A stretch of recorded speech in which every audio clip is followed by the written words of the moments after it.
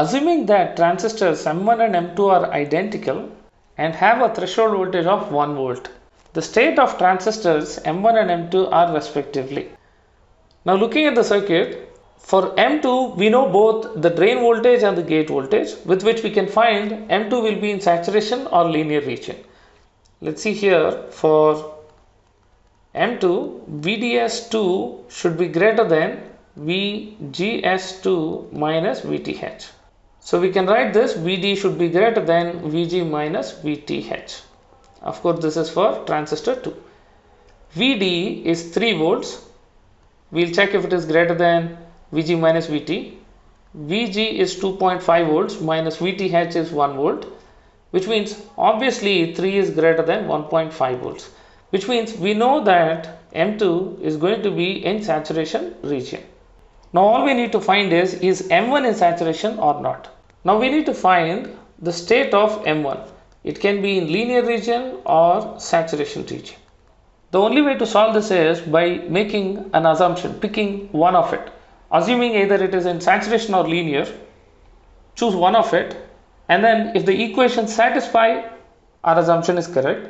If our equations doesn't satisfy, then our assumption is wrong, then the answer would be the other one.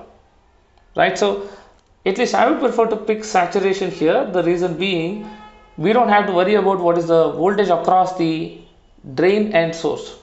Hence I am going to take, we already know that ID1 should be equal to ID2 because they are in series.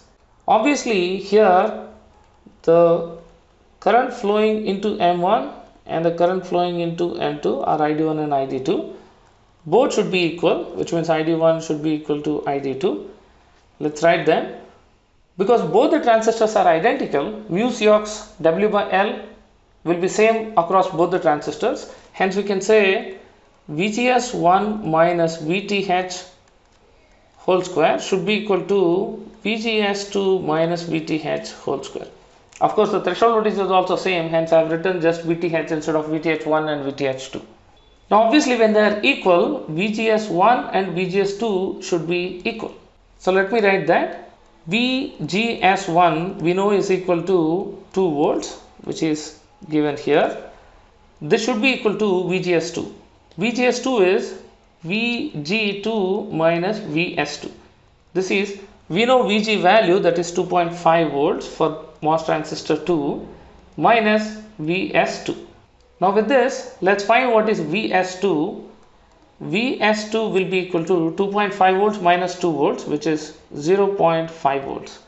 VS2 is nothing but VDS1. Now with this assumption, we know what is VDS1. Let's see if M1 is in saturation or not. That's the assumption we made in fact. So VGS2 is equal to 2 volts. Now VDS1, to be in saturation region, it should be greater than VGS2 minus VTH 1 volt. So this should be 1 volt. But what we got is VDS1 is 0.5 volts. Obviously 0.5 volts is less than 1 volt, not greater than, which means the transistor is not in saturation region. The transistor is actually in linear region. So our assumption is wrong, which means the other one will be correct because there are only two options, linear or saturation. As it is not in saturation, it should be in linear region. So we can say M1 is in linear region and M2 is in saturation region. So the correct option is option C.